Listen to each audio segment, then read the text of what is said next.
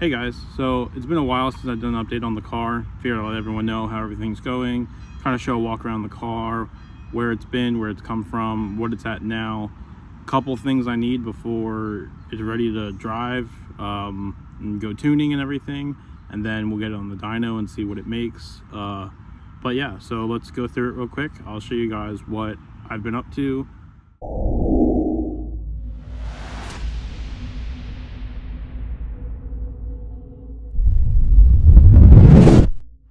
All right, so on the car, when I had it, it was basically a stock 2003 Cobra. I had a couple issues with some blower setups, and so I finally said screw it and decided to basically turn the thing into a heavy-duty strip street car. So where we're at right now is some arrow catch latches, just because I think they're cool, and I wanted to get rid of all the weight of as much weight as I can off the car. So even just something as much as the latch was enough for me, and the arrow catches work great. So what we have here is a 4.6. It's bored 20 over.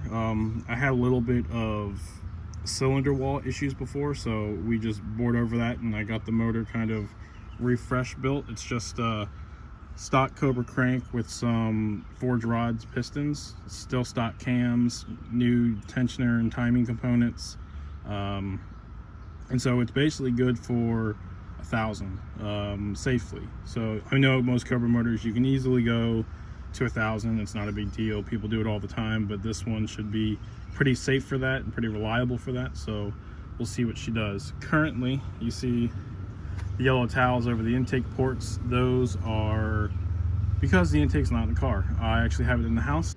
All right, so here's the intake. What I did was I basically took a lower 98 to 01 Cobra, I think it is, or Mach 1 lower intake manifold. To that, I wanted to adapt this Holley high ram, so I made an adapter flange here. This is what this aluminum is. So I cut this out of aluminum plate, and I'd open it up, but I have it all bolted down right now, so sorry about that. But basically it's aluminum plate that I had welded. I don't know if you can see the welds down there, but down in here on the inside it's all welded, so it's sealed up, and that bolt pattern allows me to not have to use the weird forward bolt pattern. If you look on like all the lids that come on the Mach 1s or the Cobras that aren't supercharged, they have this weird lid that goes off the side, and that bolt pattern is just really strange. I don't know why Ford did it that way. This Holley bolt pattern is a lot easier to use, a lot easier to measure out and mock up, and so I wanted to adapt to that. Also because the high ram lid just it looks good, so I wanted to utilize that on the build and have that kind of poke out the hood. So if the hood's like level with my hand, then you just have this little bit showing, and it's kind of badass. So I made this plate and bolted on these flanges. So these are the builder flanges that Holley sells, and so I just had some more aluminum that I basically sized up and got this intercooler core to fit on. This intercooler core, I forget the exact dimensions, but when I ordered it, it was bigger than the ones you get from Tick Performance on their air to water intercoolers, so it should flow plenty of water and plenty of air, and should be more than capable of 1,000 horsepower and keeping those IATs under wraps. So yeah, just a quick walk around of it. Holley high ram there. Everything looks pretty normal. The bolt, this is just because I'm testing, because I had a leak, so I just want to pressurize this, and then I can tell if there's any air coming out. So don't mind that. That's actually where sensors go. So this will be my manifold air temperature, and this is manifold air pressure. And then up top we have some built-in vacuum ports that I welded in. So these two aren't utilized right now, the black and the red, but if I do need them, I have them, and so that's why I gave them extra ones. This one will be for the fuel pressure regulator, and this will be where all of the boost reference stuff comes from. So it should work great. So it was a blower car, it's now a turbo car. The kit I'm using is an on 3 single kit, forward facing. I I modified that a little bit. So they normally have their on-3 gates, and I adapted some gates from Tile, and so they're both down here for each bank, and I have some wastegate down tubes right there. The turbo is an 8388, I believe, from VS Racing. This is just my starter turbo, so we'll see what it can do on this. It'll get it running, it'll get it to the track, and then later on we will upgrade that to something a lot nicer, maybe a Bullseye or a Precision. We'll see what it gets to. I decided to do a fender exit here, so fabricated all of this, comes out the fender there. This will get trimmed down and it'll look all nice, and I have a trim ring for that. I tried to keep everything I could as close to stock and just get rid of all the non-needed stuff. So ABS has been deleted. There's the ABS delete block, so it basically just takes out the pump that was there for the ABS, and just this block lets the brake fluid go where it needs to, so each tire, each wheel. AC has also been deleted. Here's the idler that takes place of the AC pulley once you pull that compressor out, so that should save a little bit of power. The engine is currently running on Holley EFI, the Terminator X system, just to, like, again, just start off, see what it does, and then we can upgrade down the line. It was running before. The reason that the intake was up because I found I have a pretty severe vacuum leak, and that's what I'm fixing right now. Hopefully that intake work that I'm doing is going to fix it. Just the sealing flanges weren't sealing like they were supposed to, because at idle, if I'm doing the VE tables in Holley, it was at like 111 volumetric efficiency at idle, which is obviously wrong. So we were getting air from somewhere, and we need to not do that. So hopefully intake work fixes that. It is return fuel system. The rails are not on here, but the feed line is right here. This one here, you can see right there is the end to that line. So that comes from the pumps into the fuel rails, and then out at this regulator, and then back to the tank. These lines here are what I use. This is my feed line for the water air intercooler, and this is the return line, and this goes down to the stock Cobra heat exchanger that I put in there. And so basically I can get a little bit more cooling of the hot water before it goes back to the tank and melts all the ice. So we'll see how that works.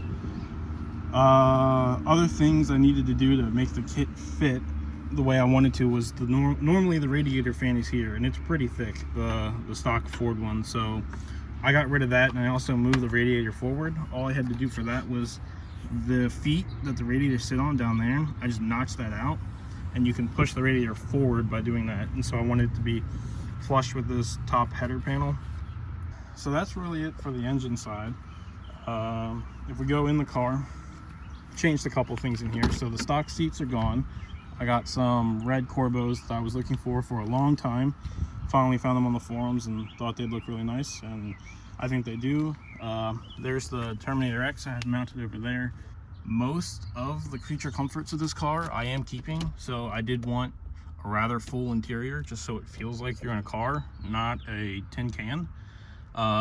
Still want to keep audio. It is street car. I don't think the speakers weigh enough to not get to listen to music, so I kept those in. I've got some custom switches here. So this one is radiator fan, that one's intercooler. Hopefully I don't mess those up. The trans was changed. It's not a T56 anymore, it's a T56 Magnum, so it's basically a upgraded 6060 and a T56 case. Got that from Tremec. For driver stuff, I went and did a removable wheel, quick hub wheel. I always wanted this wheel. I thought it was just a cool touch, so I decided to get that, and then I'll still keep a secondary AFR gauge in there, so I can see what's going on this gauge, and I can also see what's going on in the Holley. Also, the car is in the process of getting the cage welded in, so I have the main bar here. It's pretty sturdy. We still got a cut for the down bars because the way that these seats are on the side, basically the bar has to come like this or else it has to go out. And if it goes out, we're cutting door panels.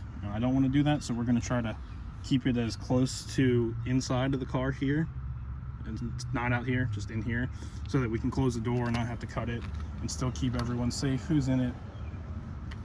In the rear, we got wheel tubs in here, and I cut out the trunk. I cut out the trunk for weight. I think it's a pretty easy place to save some weight. I'm not going to run a spare tire or anything like that, so I didn't need that spare tire well that sits down there. It just wasn't necessary for me, so I decided to cut it out and save some scrap metal weight. The wheel tubs, they are welded in and sealed, so they should be good for what I need to do. I did this all myself with the help of a buddy or two, so it's not perfect, it's not Tim McAmis, but I think for my first real heavy duty build, I think I did a good job, and I think it'll work great. So you can see back there, right in front of you, right here, that's the battery box, and right here is my water box for the intercooler. I got a couple bars here, still add in some rear bars and some front bars. I've just been doing some cleaning in here, making sure everything looks pretty, and then this will get covered up with a rear seat delete, and I'll just have to cut it to fit wheel tubs and things like that. So down here in the back of the car, the Cobras came with IRS suspension. That's been all taken out and went to a solid axle. This is still an 8.8, it's just a solid axle 8.8. It is actually shortened, so the width of the axle is actually less. That's because this rear end has special axles in it that are like really tough from the guy I bought them from. He said when he had it built, it was rated for around 2,000 horsepower, so this thing should never ever break. If it breaks, either I'm doing something wrong or something right, so we'll see what happens there. The rear shocks, coilovers are Viking coilovers. I actually have to change them a little bit. They're not really sitting how I want. You can see the spring's not perfect. Again, it was just a bad measurement on my part, and we'll fix it. It is what it is. Yeah, other than that, it's just like the suspension you'd see in a regular Mustang GT.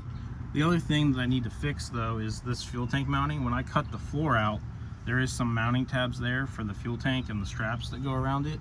Right now I just have it strapped up just so I can get some placement, and then I can try to figure out what I need to do to mount it better, and make it sturdy so it doesn't fall out of the car, it doesn't move around, it doesn't hit stuff. Wheels on the rear are Billet Specialty 15s. These I got off of a forum group from a guy. He was selling them, and I figured I'd skip them up, and they fit pretty good. If you look at the gap here, they're pretty much right in line with the fender. So they're not tucked in like you see on a lot of drag cars, but they still look good and they should still perform well. This gap is going to get fixed. The initial springs that I got from Viking were a little bit too stiff because of all the weight that I took out. So I have some new springs inside. Once I fix the tabs for those coilovers like I just talked about, we'll throw the new springs on, and we should be easily half of this. So it'll be a good ride height.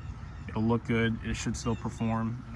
It is a roller. It does run once the intake's on it. Still just figuring out all the bass tune stuff. But yeah, we should be good for really anything we want to do with the car. With that, I'll let you guys go and be on the lookout for a video in the next couple weeks about the breakdown of costs and what it costs to do this sort of stuff. It's not cheap, but it's certainly, if you have the determination, a possibility. So yeah, I'll see you guys later, and thanks for watching.